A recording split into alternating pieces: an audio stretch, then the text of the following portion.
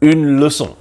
Alors, peut-être pas une leçon de football, mais une leçon de pragmatisme que Mourinho vient de donner à Guardiola sous nos yeux lors de ce Tottenham-Manchester City, 9e journée du championnat. Et enfin, juste avant de parler de ce Tottenham City, j'aimerais dire un truc sur le PSG qui a joué contre Monaco, qui a perdu. En fait, je pense qu'il n'y a pas de quoi casser trois pattes en canard, comme je dis, pour un match comme ça. Parce que Paris, ils jouent tellement de matchs, ils ont eu tellement de blessés sur une telle longue période. Tu as des Bernat, comme j'ai dit la dernière fois, tu as énormément de joueurs qui sont à l'infirmerie. Quand des joueurs comme Neymar, par exemple, ils rentrent sur le terrain et qu'il fait ce qu'il a fait, c'est-à-dire il n'a rien fait. Il est juste rentré en fait pour avoir du rythme. Parce que c'est pas ce match-là contre Monaco qui va compter. Au niveau du championnat, ils sont toujours premiers et au-dessus de tout le monde. Donc c'est pas ça le problème en fait. Et de toute façon, depuis des années, quand Paris gagne, les gens ne sont pas si émus que ça au final parce que l'habitude entraîne la lassitude. Mais c'est la Ligue des Champions. Parce que si Paris, ils ont perdu là contre Monaco, s'ils vont contre Leipzig et qu'ils perdent, c'est là qu'ils vont se faire descendre. Mais s'ils gagnent contre Leipzig, ce match-là, tu vas l'oublier. Alors oui, tu mènes 2-0 à la mi-temps, normalement tu dois plier le match, mais on sait que les Parisiens sont pas dans cet état d'esprit-là. C'est pas une équipe qui a un état d'esprit Bayern Munich qui va vouloir t'écraser, qui va vouloir rien te lâcher et te presser à la gorge. Eux, en fait, c'est les joueurs, ils sont suffisants. Et en même temps aussi, le coach économise ses joueurs, des Mbappé ou autres. Quand il les fait jouer, après il se dit, OK, le score est peut-être fait, je vais les sortir. Donc il y a des circonstances atténuantes. Pour moi, sur ce match-là, je vais pas taper sur Tuchel, je vais pas critiquer le Paris Saint-Germain parce que je trouve que emporté par cette volonté des médias et puis de tout le monde de chercher la petite bête, on est tout le temps dans la critique. Il y a des fois où il faut dire les choses, il faut critiquer, il faut dire que ça c'est pas bien. Mais il y a des fois où en fait ça change rien. C'est comme si tu perds contre Dijon en huitième de finale, de 32e de finale de Coupe de France. On s'en fout en fait. Parce que c'est pas ces choses-là que tu vas retenir à la fin de la saison. C'est pas grave. Tu peux pas gagner à tous les matchs. Les gars, je vous dis, moi que j'écoute la radio, et à chaque fois, tu as l'impression que même quand le PSG gagne 4-0, personne n'est content. Il y a des choses, c'est sûr, encore une fois, il y a des choses à reprocher à Thomas Tuchel. Il y a des choses dans le jeu qui ne vont pas, mais il faut pas juste critiquer pour critiquer. Parce que des fois, on peut tomber dans la critique facile. Et c'est pas ça une analyse, je pense, une bonne analyse du football. Parce que tu peux très bien te dire, oui, t'as les joueurs, ils sont blessés depuis très longtemps, ils reviennent de voyage en Amérique du Sud ou ailleurs, ils n'ont peut-être pas la tête à ce match-là parce qu'avec des champions, c'est des choses qui sont normales. Les joueurs de football, encore une fois, les gens disent, ils sont payés des millions, mais ça reste des êtres humains. Les millions ne changent pas ta nature humaine. Anyways. Donc c'est ça que je voulais dire rapidement sur le PSG. On va voir ce qu'ils vont faire contre Leipzig. Et là, on va pouvoir analyser ce match-là de fond en comble. Mais sur celui-là, oui, il y a des choses, c'est pas grave. Et puis, genre, il y a le but là que Moïse aimait. Pourquoi tu siffles hors jeu? Parce que tu te dis, il y a déjà 2-0 pour le PSG. Je sais, c'est pas grave. Alors que non, 3-0, c'est plus le même match. Mais personne n'en parle. Tout le monde veut juste dire, ah, c'est catastrophe. Ça n'a rien de catastrophe. Calmez-vous. Donc, je disais que Mourinho a donné la leçon à Pep Guardiola. Et Pep Guardiola, en fait, son système, il ne marche plus. C'est-à-dire que si tu trouves une équipe qui est capable de défendre face à ça et d'avoir la qualité, encore une fois, il faut avoir la qualité. Parce que par exemple, on parle de oui, l'OM, est-ce qu'il n'aurait pas pu faire ça? Non, l'OM n'aurait pas pu faire ça parce que l'OM n'a pas les mêmes joueurs que Tottenham. Tottenham, c'est pas des bras cassés. Regarde techniquement comment ils jouent. Quand ils récupèrent le premier ballon, ils le sortent proprement. Ndombele, c'était ça son rôle. Le ballon, quand il va sortir, il va pas sortir sur Sissoko. Non, il va sortir sur quelqu'un qui sait l'utiliser.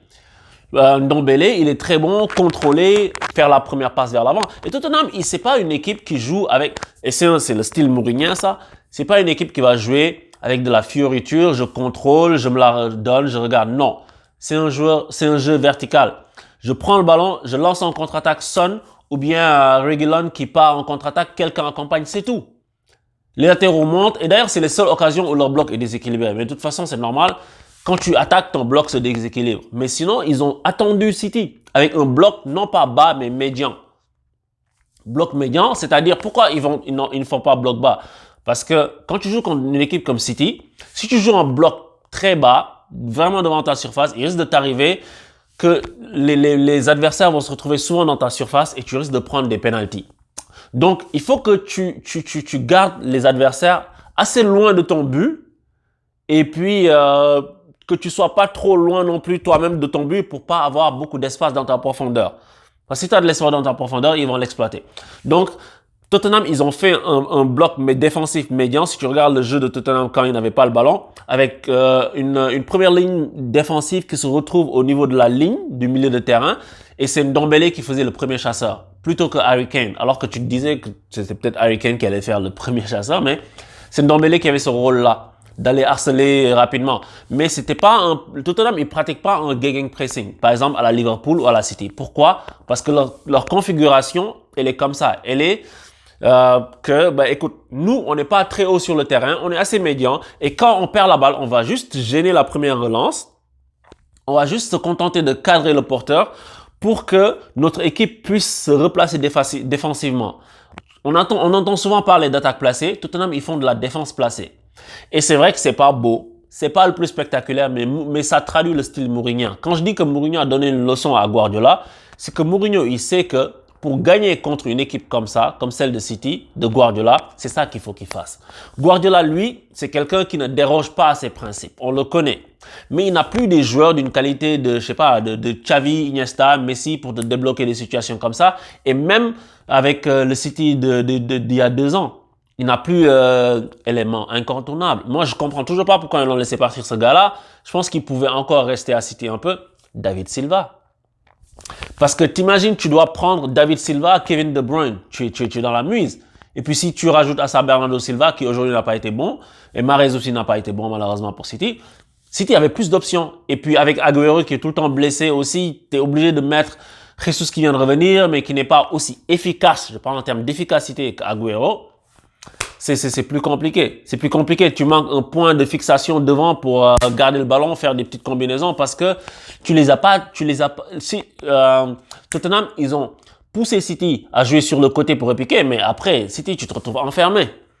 City s'est retrouvé enfermé sur les phases offensives. Donc, ils n'ont pas réussi à déstabiliser le bloc de Tottenham. Ils l'ont fait. Après, au football, tu peux jamais être concentré 90 minutes, rigoureux 90 minutes défensivement quand tu fais ce que Guardiola fait, quand tu fais ce que Mourinho fait plutôt. Mais il y a des occasions que City n'a pas su concrétiser, mais ça se joue à ça. La frappe de De Bruyne qui est contrée par Gabriel Jesus notamment en est un symptôme. Mais ça, c'est des choses qui arrivent au football. Et puis, contrôle de la main, il fait la passe, but, mais faute. C'est des petits détails et si tu marques pas, tu t'exposes. Et City, ils ont le même. Je trouve que avant qu'ils aient recruté Ruben Dias pour 70 millions, et jusqu'à présent, c'est la même chose qui leur arrive. City ont des problèmes dans la profondeur. Et pour résoudre ces problèmes dans la profondeur, je l'avais dit il y a 2 débriefs, que c'est Kyle Walker qui résout le problème de la profondeur parce qu'il est rapide. Mais regarde ce qui s'est passé. Déjà, premier but. Premier but, tu as une passe en cloche au-dessus, parce que coup franc, jouer rapidement, passe en cloche au-dessus, et ce qui s'est passé, c'est que l'appel de Harry Kane sonne quel duo. Harry Kane, il fait un appel qui aspire 2 défenseurs. Et ça, c'est pas normal. Parce que quand tu es défenseur, tu dois pouvoir gérer ta profondeur parce qu'il y a de l'espace entre toi et ton gardien, il y a beaucoup d'espace. Donc, ce que tu fais, c'est que, par exemple, si tu te souviens du match Naples, Paris Saint-Germain, Koulibaly contre Mbappé, ce que Koulibaly faisait, Mbappé, il fait appel contre appel. C'est-à-dire, il fait un appel vers le ballon pour aspirer le défenseur, ensuite pour partir vu qu'il est rapide. Mais c'est le même principe, tu vois. Kane, il fait un appel et ça a attiré, mais non pas un seul défenseur, mais 2 défenseurs. C'est ça le problème. Et puis, il y a Son qui fait l'appel parce que Kane sait que son appel va dégager Son si ça réussit à attirer les défenseurs. Le latéral ne peut pas s'aligner. Donc, du coup, la balle est donnée et puis il n'y a plus personne dans l'axe et l'autre, il est trop en retard. Son, il vient, il marque. La défense a mal joué le coup. Laporte et puis Ruben Dias, ils ont mal joué le coup. Donc, ça fait que Tottenham a pu mener 1-0 très rapidement.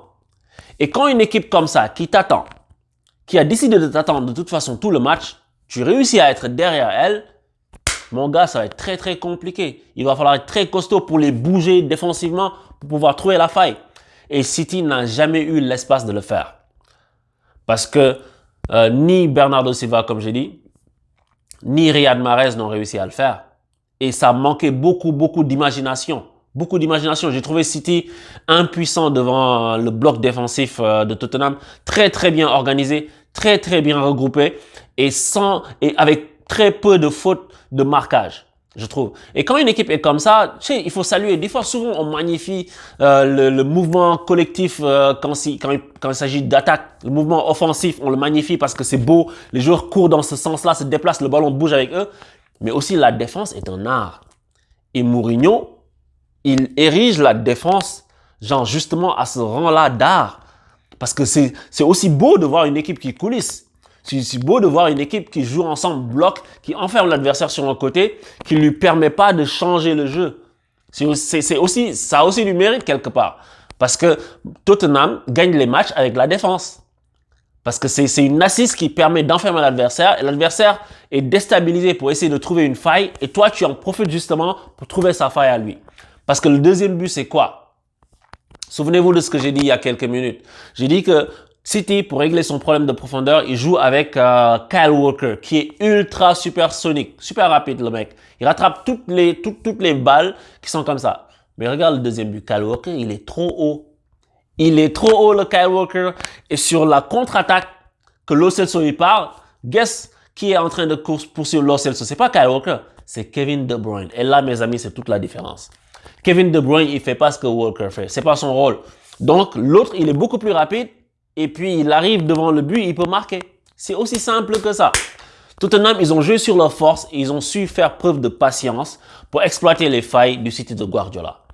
Et quand tu me sors des gens pour mettre des milieux frais, des attaquants frais du côté de Guardiola, tu as Mourinho qui répond en te mettant Lucas Moura. Parce que justement, il veut aussi jouer sur la vitesse, les contre-attaques, parce qu'il sait qu'il va en avoir. Donc c'est ça, je trouve, la leçon que Mourinho a donnée à Guardiola. C'est la leçon du pragmatisme. Et Guardiola, il est trop idéologique et moins pragmatique. Et ça, c'est en train de le jouer des tours. En tout cas, c'était très intéressant à regarder. J'espère que vous avez pris du plaisir à regarder ce match et ce débrief-là. Je vous rappelle, vous êtes sur 11 pour tous. Abonnez-vous, parlez-en à vos amis. Et même si vous ne commentez pas, vous ne vous abonnez pas, likez la vidéo, ça fait toujours plaisir. Partagez-la à vos amis. 11 pour tous, je vous dis à bientôt. Ciao!